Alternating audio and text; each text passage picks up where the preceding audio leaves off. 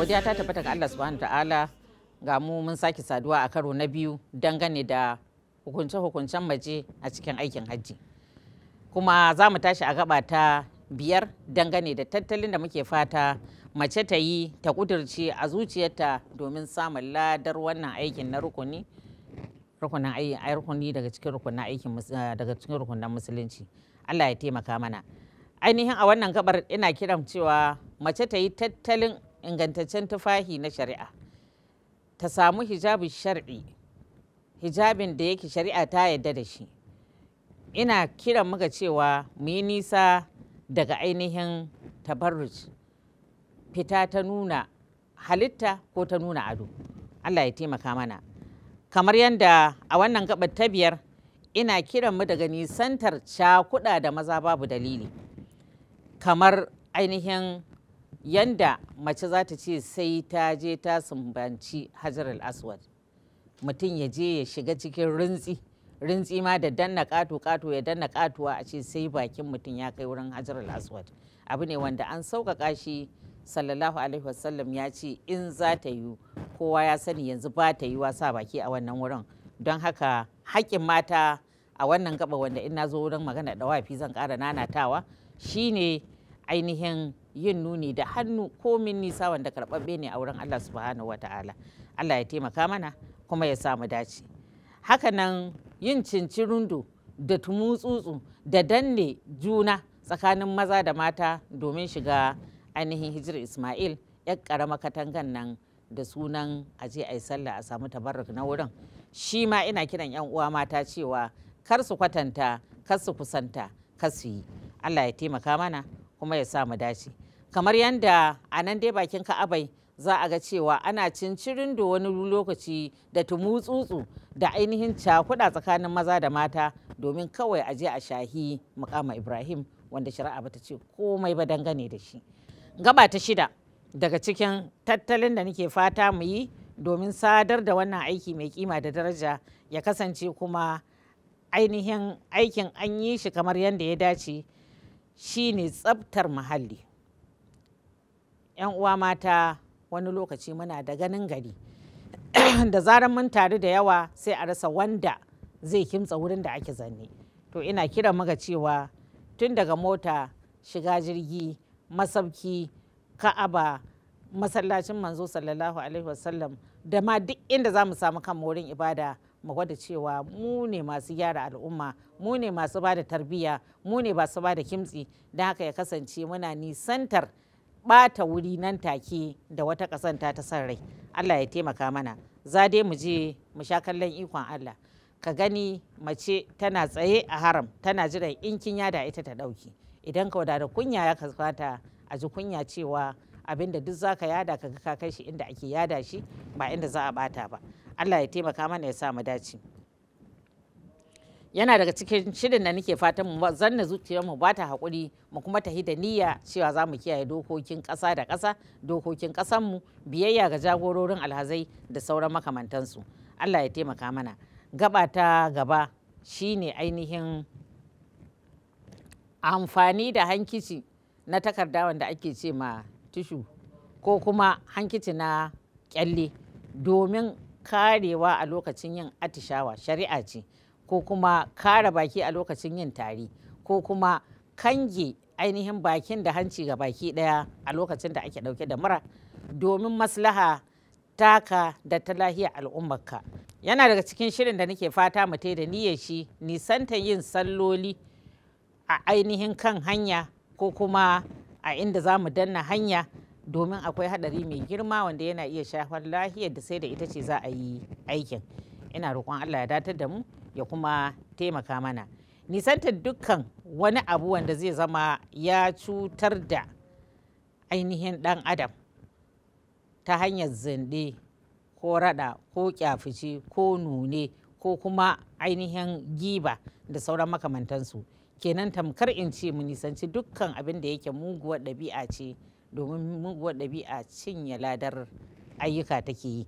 Da wannan nake kiran mu cewa ainihin mu yi shiri tsaf na tafiya cikin aminci da amintar da abokan tafiya, na taimakawa da agazawa da ba da gudunmuwa ga juna. Tafiya ce wadda take tafiya ce ta ibada, kuma tafiya ce wadda tana da bukatar ainihin ikhlasi. Wannan gaba ita ma ina kiran mu daga gare ta. 'Yan uwa, wata za ta ce ai dai hazo ne, mu ma bana za mu keta shi. Wata ta ce haƙori ne, ai mu ma za mu sanyo shi. A duk ainihin ba nan gizo ke saƙa ba. Ina kiran mu da cewa mu sani akwai ofisoshi guda 3 idan ba a yi rijista aikin ki a wurin ba, aikin nan da wahala za ya karɓu. Na ɗaya, ya kasance kina da ingantaccen imani, kin yadda da Allahu subhanahu wata'ala, kin amince gabas da yamma kudu da arewa kwazanki da kokarinki ba zai yi maki komai ba face abin da Allah subhanahu wata'ala ya so ya maki baiwa da shi. Abu na biyu, ya kasance ainihin akwai ikhlasi, abin da duk za a yin nan to a yi shi domin Allahu subhanahu wata'ala. Wasu sukan je su wahala su yi dawafi 7 so 7 a rana kawai dan in an dawo gida Najeriya ko an koma ɗaki ta rika cewa ni 7 so 7 nake. Dole ne aikin da bawan Allah yake son ya karɓi wurin Allah subhanahu ta'ala, kamar yadda na faɗa, ya kasance an yi shi da imani. Ainihin wuri na biyu, ofis na biyu, da sai aikin mutum ya bi ta nan an mashi rijista sannan wannan aikin ya karɓi mace ne shi ko namiji. Ainihin a yi wannan aikin da ikhlasi, a yi shi domin Allah subhanahu ta'ala shi kadai, ba dan kowa ba. Haka nan ainihin ya kasance cikin aikin akwai mutaba'a, biyayya ga manzo sallallahu alaihi wasallam. Da haka ina kiran 'yan uwa mata a bibiyi malamai, a bibiyi littattafai domin karanta wannan aikin, a yi shi irin yadda manzon Allah sallallahu alaihi wasallam ya koyar. Sallallahu alaihi wasallam ya isar da sakon shi, ya ce huzu anni manasikakum, ku riƙe ayyukanku na hajji duka daga gare ni. Sallallahu alaihi wasallam ya yi aikin nan gaban taron sahabbai suka isar da amana ilimi zuwa gare mu, ainihin mabiyansu suka isa har abin da ya zo gare mu. Don haka abin da ya rage wajibul wujubi shine mu tashi tsaye mu duka, mu yi karatu, mu yi tambaya domin mu yi aiki akan sani, mu yi aiki akan cewa da ilimi ake aikin. To wannan gabar ta al'amuran nan guda 3, imani, ya kasance kin yi imani. Gaba ta ainihin tabbacin cewa akwai ikhlasi don Allah akai subhanahu wata'ala, kamar yadda gaba ta 3 a tabbatar da cewa an yi irin yadda manzon Allah ya koyar sallallahu alaihi wasallam. Ina kiran mu 'yan uwa mata daga guje ma sharrin riya ko sum'atu. Riya ita ce kai abin da Allah subhanahu ta'ala kadai yake bada ladan shi, kai kuma da niyyar wani ya gani. Wannan abun yana dargaza aiki, yana bata shi, kamar yadda manzon Allah sallallahu alaihi wasallam ya tabbatar. Haka ko mutum yayi aikin ba tare da wani ya gani ba, ya zo ya bada labari domin a yaba. Ina wannan magana dangane da akwai 'yan uwa da yawa sukan wahala, su ainihin sha wahala, su je su yi dawafi su ce 7 so 7 dan kawai in ta dawo gida Najeriya ta rika cewa 7 so 7 nake, ko kuma in ta koma ɗaki ta rika cewa ai ni yau 7 so 7 na yi. A'a, idan ka tafi kin yi ibada, kin yi ta ne domin Allah subhanahu wata'ala, ki ba mu Allah shine mai yabawa. Kuma ina kiran muka cewa Allah subhanahu wata'ala bai son aiki da kosawa, wadda duk za ta ɗauki dawafi su ta yi 7 so 7, to ban sani ba idan tana da ƙarfin lafiya da ƙarfin ikon da za ta iya haka, mu ce babu komai. Amma idan ba haka ba, za ta yi abin cikin wahala da gajiya da sauran makamantansu. Don haka ana yin ibada ne, musamman dawafi na ainihin taɗawu'i, wanda shine ake ma wannan karambanin 7 so 7. Ina kiran 'yan uwa mata su san cewa babu inda shari'a ta yi magana 7 so 7. 7 dai ita ce wajibi, duk dawafin da za ka yi sai ya cika 7. Ka kice shi da sallah, wanda idan mun zo wurin magana dawafi za mu ƙara nanatawa insha Allah. Ina roƙon Allah subhanahu ta'ala ya ba mu kariya daga sharrin riya, jiji da kai, da yi domin wani Allah ko wani abin da ya kama da haka. Allah ya sa mu dace kuma ya taimaka mana. Ina gaba tare da bata lokaci ba, muna iya tafiya kai tsaye zuwa ga maudu'inmu, shine magana hukunce-hukuncen da suka shahi mace a wurin aikin hajji. Hukunci na farko abin kiyayewa shine abin duba tun daga gida Najeriya, ainihin samun izinin miji da tahiya tare da shi ko wani muharrami idan hakan ta samu. Abin da ke asali mace ta tare da muharraminta, tafiyar duk da take ta kai ta rana guda, ta kai ta rana 3 da sauran makamantansu. to sai kuma ga tahiya ta kwana 30 da wani abu 40 da sauran makamantansu. Asalin yadda yake a tahi tare da muharrami. Muharramin nan ya shahi miji, ya shahi ainihin mahaifi, ya shahi wanda kika haifa, ya shahi wanda aka haihe ku tare da sauran makamantansu. In har haka bata samu ba, to malamai sun haɗa akan cewa ko kuma da yawansu sun karkata zuwa ga cewa idan aka samu amintacciyar ƙungiya mace tana iya yin tafiya tare da su. To don haka abin kallo guda biyu yanzu a wurin tahiyarki samun izinin miji. A bi shi a hankali, idan shi ba zai je ba ko bai taba zuwa ba ko ya je ba zai je ba yanzu, ya kasance dai da izinin shi da yarda shi aka yi tafiya. Kai kuma miji ka ji tsoron Allah subhanahu wataala, ka sani rukuni ne daga cikin rukunan addinin ta, bayar da izinin ka kai ma ibada ce. Allah ya taimaka mana.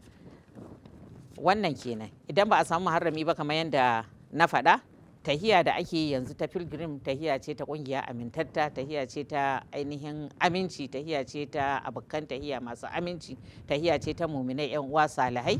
Ana fatan ainihin wannan tafiyar ta ishe ma mace rashin muharraminta, ya zamanto cewa ba ta da matsala ga tahiyar ta ga Allah subhanahu wata'ala, kamar yadda ainihin da Malik, imamuna Malik da imamuna Shafi'i duk sun tafi akan cewa samun tafiya tare da ainihin kungiya amintatta yana iya gamsar ma mace daga muharrami a wurin da aka rasa shi. In kawai an same shi to shine babban abin da aka hiso. Allah ya taimaka mana ya zama jagora a kanmu. Sai ainihin gaba ta biyu daga abin da ya shahi hajjin mace. Alhamdulillah an tafi daga nan an je wurin harama. To a haraman mace tana da hukunce-hukuncen da suka shafe ta ita karan kanta da kanta. Idan muka kalli harama tana da sunnoni, cikin sunnonin nan ainihin akwai abin da bai shahi mace ba, kaman kalar kaya, ba sai fari ba. Hasali ma mafi yawa wuraren bita suna kiran mata ba sai sun sa farattuwa ba, saboda farattuwa a yau duk yadin da zaki daga fari yana saurin nuna ainihin abin da ke karkashin shi. Don haka wurin haramin mace ta sha bamban da harami na namiji, ma'ana tufafin da za ta sanya ta yi aiki. Wannan tufafin ba a sharɗanta mata sai fari ba, ba a kuma ba ta kala ba. Allahumma illa ana fata ta zama cikin hijabi shar'i, kayan da suke sun inganta a shari'a ta sanya shi. Don haka za ta sanya dukkan abin da ta so, amma wanda ya yi daidai da hijabi na shari'a. Haka nan a wurin harama mace tana iya samun kanta cewa a wannan lokacin tana da haila. To kada ta da hankalinta, kada ta rikita kanta, ta kwantar da hankalinta. Maza Allah sallallahu alaihi wasallam ya gaya ma Aisha, Allah ya kara mata yarda, cewa ta yi dukkan abin da alhaji yake yi in ban da dawafi. To don haka a wurin harama yar uwa, idan kin samu kanki kina dauke da jinin haila, zaki ainihin gabatar da sunnonin nan na harama. Abin da ya shahi tsafta, zaki yanke a kaifaki, zaki yi aski na gashin mara da na hamatta, zaki yi wanka irin na tsarki duk da kike ke baki da tsarkin, sannan kuma zaki saka tufafinki da zaki yi aiki. Idan an je harami masu tsarki za su yi sallah, ke ba za ki yi sallah ba, amma ki tabbatar da cewa za ki harama daga miƙati. Kar ki bari ki bar miƙatin, wajibi ne ki harama daga miƙati. Allah ya taimaka mana. To don haka mai haila ta san ta kimtsa tsaf wurin sunnoni na harama. Allah ya sa mu dace kuma ya taimaka mana. Haila ba za ta hana miki komai ba a cikin zancen wannan rukunin na harama. Allah ya taimaka mana. Za mu kwana a nan, idan zama na gaba ya zo in Allah yadda za mu ƙara bayani kuma za mu dawo ma wannan gabar don tana da muhimmanci kwarai da gaske ga abin da ya shafi 'yan uwa mata. Wassalamu alaikum wa rahmatullahi wa barakatuh.